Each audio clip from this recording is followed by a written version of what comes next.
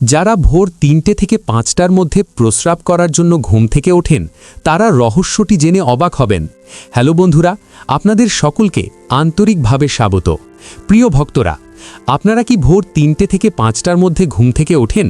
আপনাদের কি ভোর ৩টে থেকে ৫টার মধ্যে প্রস্রাব করতে হয়? তাহলে সাবধান, এটা কোনো সাধারণ ব্যাপার নয়। পূজ্য মহারাজজির বলা এই গোপন কথাটি আপনাদের ঘুম কেড়ে নেবে। সর্বোপরি এই মহাবিশ্ব আপনাদের কি বলতে চায়? ভক্তরা, রহস্যটা কি? সর্বোপরি কোন দেবতা আপনাদের সংকেত দিচ্ছেন? এটা কি মহাধ্বংসের লক্ষণ, নাকি এটা সুসংবাদের লক্ষণ, নাকি কোনো বড় বিপর্যয়ের ইঙ্গিত? প্রিয় ভক্তরা, আমরা এই ভিডিওতে সমস্ত তথ্য আপনাদের জানাবো, কিন্তু তার আগে আপনাদের কাছে আমার একটি ছোট্ট অনুরোধ। ভিডিওটি শেষ পর্যন্ত দেখুন, একেবারেই মিস করবেন না, কারণ এই তথ্যটি খুবই মূল্যবান।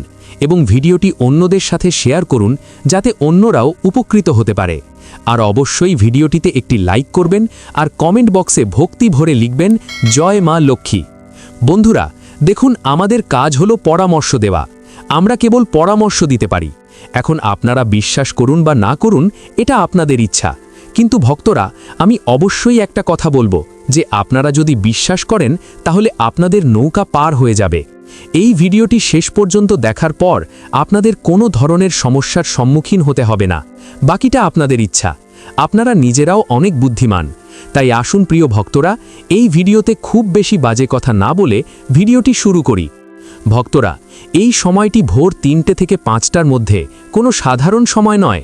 এই সময়ের ব্যবধানে মহাবিশ্বের অনেক শক্তি, যেমন দেবতা, দেবী, ভূত, আত্মা, এরা সবাই সক্রিয় এবং এই সমস্ত মানুষ অর্থাৎ আমাদের কাছ থেকেও সংকেত চাইতে চান। প্রিয় ভক্তরা, যখন আমরা আমাদের জীবনে কিছু ভুল করি তখন ঈশ্বর আমাদের সংকেত দেন এবং আমাদের বলতে চান যে আমরা আমাদের জীবনে যে কোনো ভুল করছি, আমাদের আগামী সময় তা করা উচিত নয়। কারণ ঠিক যেমন আমরা যদি কিছু ভালো কাজ করি তাহলে ঈশ্বর আমাদের উপর সন্তুষ্ট হন। যদি আমাদের পূর্বপুরুষরা আমাদের পারিবারিক দেবতাদের উপর সন্তুষ্ট হন, তাহলে ভক্তরা তারাও আমাদের লক্ষণ দেন, যার মধ্যে অনেক লক্ষণ রয়েছে। কখনো কখনো আমরা রাতে ঘুম থেকে উঠি এবং কখনো কখনো আমরা আমাদের স্বপ্নে কিছু লক্ষণ পাই। যদি আপনিও ভোর ৩টে থেকে ৫টার মধ্যে ঘুম থেকে ওঠেন, তাহলে প্রিয় ভক্তরা, সে ঈশ্বর হোক বা ভূত হোক বা আত্মা বা আপনার পূর্বপুরুষরা আপনাকে কিছু লক্ষণ দিতে চান। যদি আপনি রাত ১টা থেকে ২টোর মধ্যে ঘুম থেকে ওঠেন, তাহলে আপনাকে সাবধান থাকতে হবে।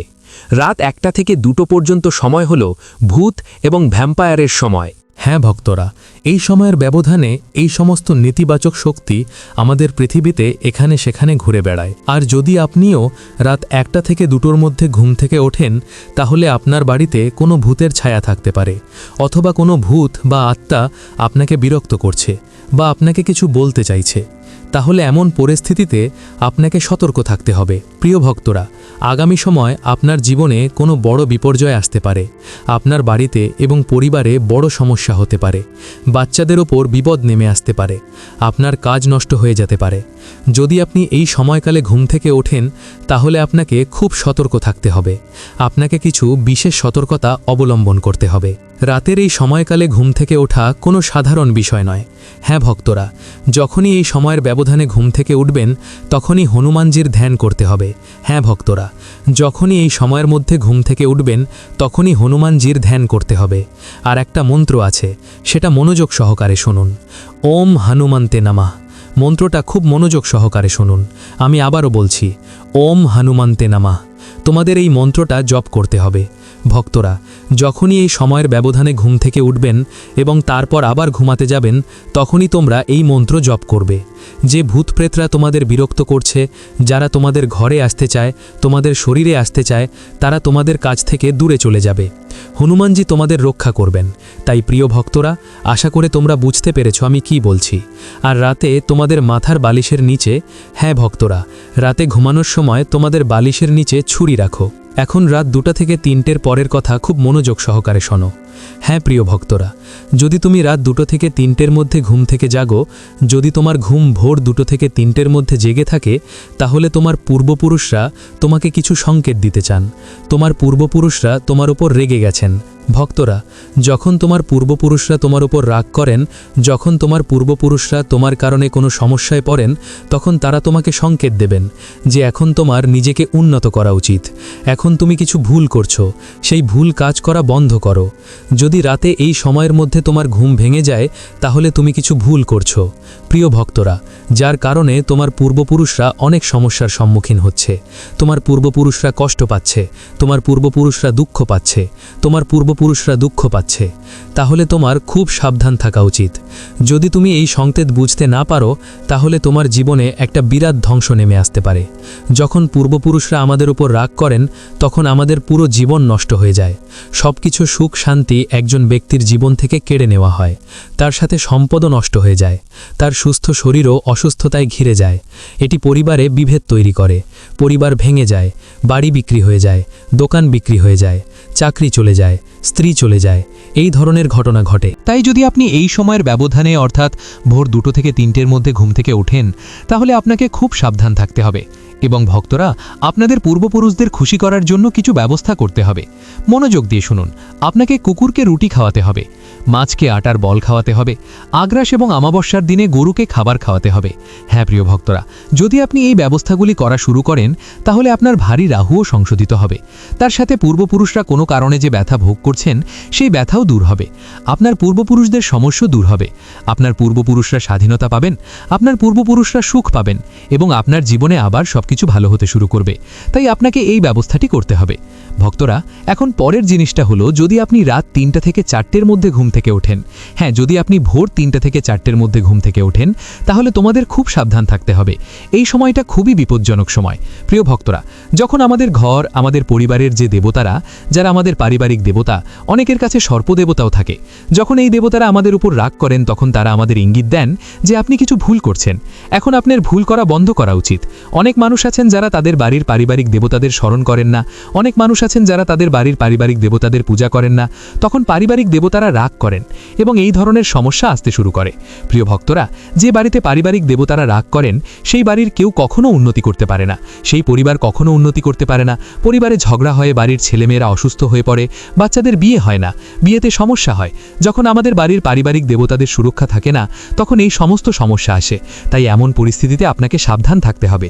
ভক্তরা, যদি আপনি ভোর 3টে থেকে 4টের মধ্যে ঘুম থেকে ওঠেন, তাহলে আপনার পারিবারিক দেবতারা আপনাকে ইঙ্গিত দিচ্ছেন যে এখন আপনাকে সাবধান থাকতে হবে এবং এখন আপনাকে পারিবারিক দেবতাদের পূজা শুরু করতে হবে। তাই ভোর 3টে থেকে 4টের মধ্যে আপনাকে এই বিষয়গুলির যত্ন নিতে হবে। পূর্ণিমার দিনে আপনার বাড়ির পারিবারিক দেবতাদের পূজা করা উচিত, তাদের উদ্দেশ্যে ধূপ ও দীপ দান করে পূজা করতে হবে।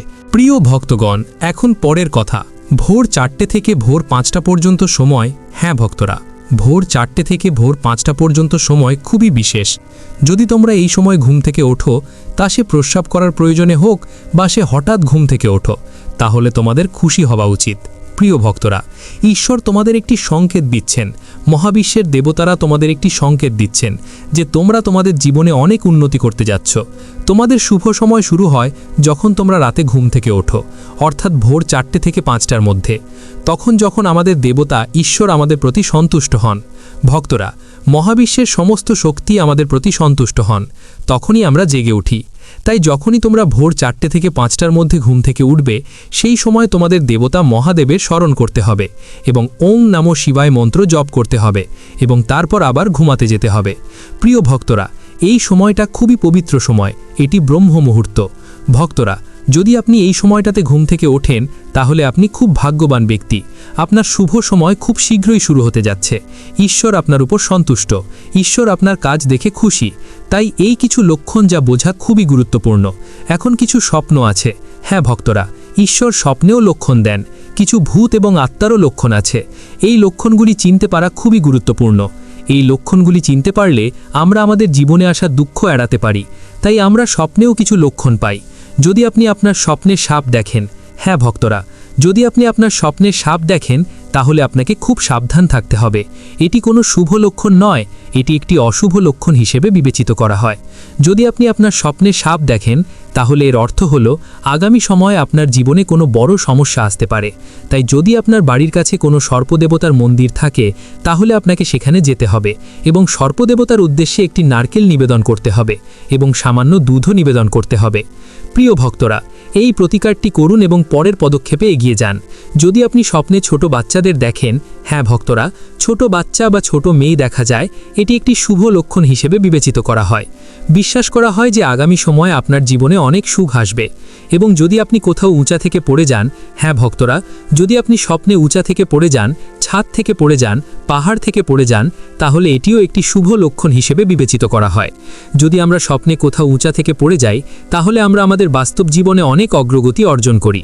তাই আজকের ভিডিওতে আমি অনেক তথ্য দিয়েছি। যদি আপনি এই তথ্যটি ভালো করে বুঝতে পেরে থাকেন তাহলে আপনার জীবনের একটা ভালো দিক নির্দেশনা দেওয়া আপনার পক্ষে খুব সহজ হবে।